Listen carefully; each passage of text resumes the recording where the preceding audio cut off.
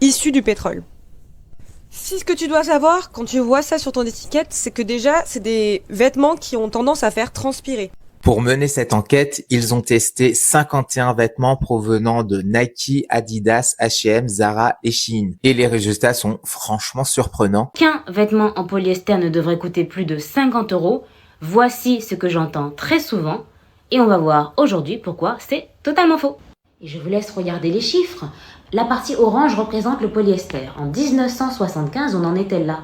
En 2020, on en est là. J'ai envie de vous partager ça parce que quand on porte des vêtements, c'est comme si on jouait des fréquences en fait, constamment. Donc, pourquoi je dis ça ?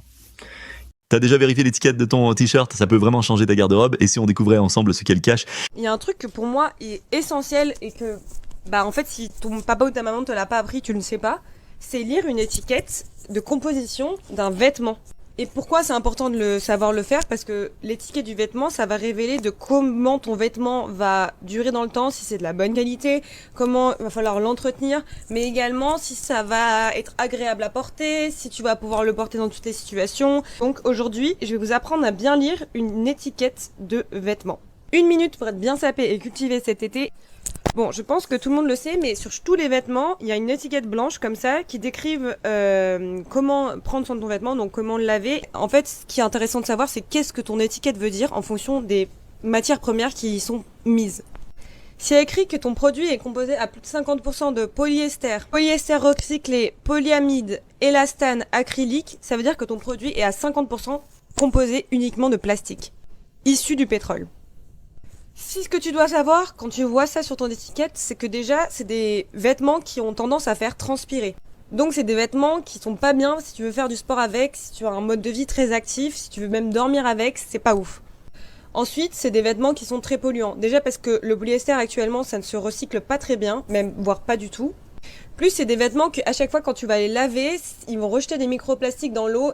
Donc en gros, si t'as un type de produit qui te plaît et que t'as le choix entre plusieurs produits, essaye de choisir celui qui a le moins de matière synthétique dedans.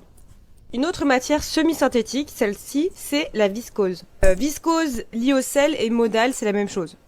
Et cette matière, elle est faite à partir de cellulose de bois qui est traitée chimiquement.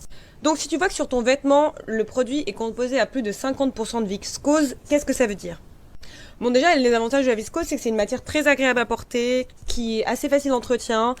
Mais les désavantages de la viscose, c'est que comme c'est composé de bois, une grande partie de ce bois, une très grande partie de ce bois est issue de la déforestation. Et donc sans le savoir, tu peux participer à la déforestation en achetant un produit de viscose. Si tu veux éviter de faire ça, regarde si sur ton étiquette ou si la marque sur laquelle tu les achètes garantit que sa viscose est soit FFC, soit Ecotex. C'est des labels qui sont assez performants pour garantir le fait que ces produits ne soient pas issus de la déforestation. Bisous, à demain.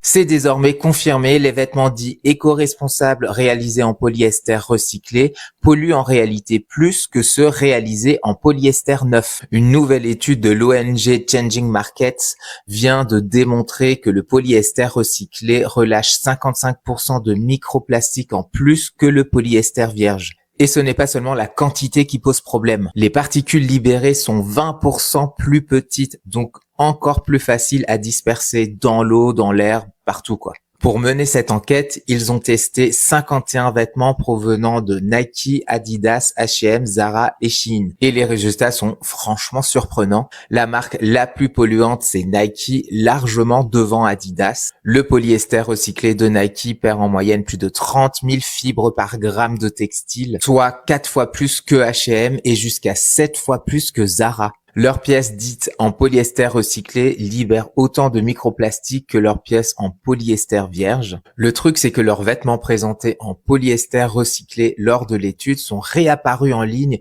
par la suite, mais en polyester classique. On est donc sur une sorte de greenwashing textile pratiqué notamment aussi par H&M ou encore Nike. En fait, le problème, c'est que 98% du polyester recyclé provient en réalité de bouteilles plastique et non de textile. On ne recycle donc pas un vêtement pour en faire un nouveau vêtement. On transforme une bouteille qui aurait pu être recyclée en un textile qui ne le sera presque jamais. Donc on déplace le problème plutôt que de le résoudre. L'étude rappelle également, c'est que la seule vraie solution, c'est de produire moins de fibres synthétiques, d'arrêter de transformer des bouteilles en vêtements jetables et d'encourager une mode vraiment durable. Moins de pièces, mieux faites et qui durent. L'ONG appelle notamment à un traité mondial sur les plastiques et demande à l'Union européenne de s'emparer du sujet pour freiner la surproduction et encourager la transition vers des vêtements plus responsables pour de vrai cette fois. Lire une étiquette, c'est essentiel pour éviter les pièges du polyester. Ça change tout sur la durabilité des vêtements. Découvrons maintenant la vérité sur le polyester. Les vêtements en polyester sont tous de mauvaise qualité. Aucun vêtement en polyester ne devrait coûter plus de 50 €. Voici ce que j'entends très souvent. Et on va voir aujourd'hui pourquoi c'est totalement faux. La réalité, c'est que le polyester, c'est un type de plastique, tout comme ces contenants en plastique, par exemple, que je vous ai ramené pour vous faire comprendre la différence entre les différents types de polyester. Premier contenant qui n'est pas fait pour durer du tout, il est très fin, il n'est pas censé être utilisé à plusieurs reprises, il est fait pour être jeté à la première utilisation. On peut comparer ce genre de contenant au polyester que vous trouvez dans la fast fashion ou bien dans la majorité des marques premium, malheureusement. Ensuite, vous avez une autre qualité, une qualité qui est faite pour durer, quelque chose qui ne va pas se casser à la première utilisation. Ce genre de polyester n'est pas majoritaire dans l'industrie de la mode, mais il existe et je vais vous montrer un exemple concret. Ça, c'est une robe de chez Zara qui est en polyester. Le tissu est très fin et se froisse très vite. Et vous avez cette robe d'une marque de luxe, le tissu est bien plus épais, il se froisse beaucoup moins vite et il est bien plus luxueux. Est-ce que cela veut dire que cette robe n'aurait pas pu être fabriquée dans une matière comme de la soie, du tencel, de la viscose? Bien sûr que oui, mais il faut être juste et tous les polyesters ne se valent pas. L'industrie textile innove constamment et selon les techniques de fabrication, il existe différents grades de qualité de polyester. Tout est en polyester, partout, tout le temps. C'est l'enfer, je suis parfaitement d'accord. Et oui, la grande majorité de nos vêtements sont faits en polyester de nos jours. Et aujourd'hui, on va voir exactement pourquoi. La réponse, elle est simple. C'est bien entendu de notre faute à nous, le client, le consommateur, qui voulait toujours des vêtements moins chers, plus faciles à entretenir, qui se froissent moins. Et le polyester répond à tous ces problèmes. Je vous rappelle que le polyester a été présenté au public en 1940 comme étant le textile miracle parce qu'il était beaucoup plus durable et surtout qu'il se froissait beaucoup moins. Mais le polyester de 1940 n'a rien à voir avec le polyester de maintenant. Et ce n'est qu'en 1990 que le polyester a commencé à être présent de plus en plus dans nos vêtements avec l'arrivée bien sûr des géants de la fast fashion, Zara et H&M. Et je vous laisse regarder les chiffres. La partie orange représente le polyester. En 1975, on en était là. En 2020, on en est là. Et d'ailleurs, les prédictions pour 2030, ça ne va pas s'arrêter à part si nous, le consommateur, les clients, changeons nos habitudes. Apprendre à lire les étiquettes de vêtements, c'est essentiel. Vas-tu tester tes connaissances maintenant? À toi de voir ce que tu choisis de porter. Les vêtements qu'on porte peuvent être un poison pour nous. J'ai envie de vous partager ça parce que quand on porte des vêtements, c'est comme si on jouait des fréquences en fait, constamment. Donc, pourquoi je dis ça? Il existe différentes matières de vêtements, dont les plus populaires de nos jours qui sont par exemple le polyester, le lin, le coton, la laine, la soie, le satin, le cuir, etc., etc. Tout d'abord, il faut éviter de porter des matières synthétiques comme le polyester, à bannir de votre garde-robe. Pourquoi? C'est une matière non naturelle, c'est un dérivé du pétrole, tout comme le plastique.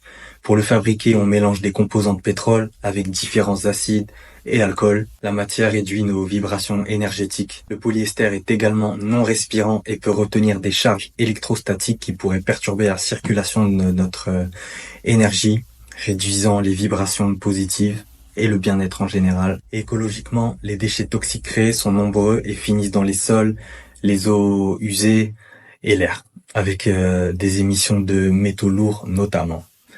Donc écologiquement, c'est pas le top. Ce que je vous conseille à la place, c'est de porter du lin. Oui, c'est un peu plus cher, ouais. Mais c'est une matière entièrement naturelle, non synthétique. On la fabrique à base de fibres de plantes et qui est considérée comme bénéfique pour nos vibrations. Le lin est aussi associé à des propriétés antibactériennes et respirantes, améliorant le confort physique et mental. Le lin permet une meilleure circulation de l'énergie, favorisant un environnement plus apaisant et équilibré. Il est même cité 86 fois dans la Bible. Le lin était un symbole de pureté. En conclusion, privilégiez les matières naturelles comme le lin pour améliorer votre bien-être et vos vibrations énergétiques. Évitez les fibres synthétiques telles que le polyester et qui non seulement nuisent à l'environnement mais perturbent également la circulation de l'énergie. Choisissons des vêtements respectueux de notre corps et de la planète, comme le lin par exemple. Ça nous aidera à vivre en harmonie avec la nature et élever nos fréquences vibratoires pour un meilleur équilibre physique, mental et spirituel. Et on se rattrape pour des nouvelles vidéos.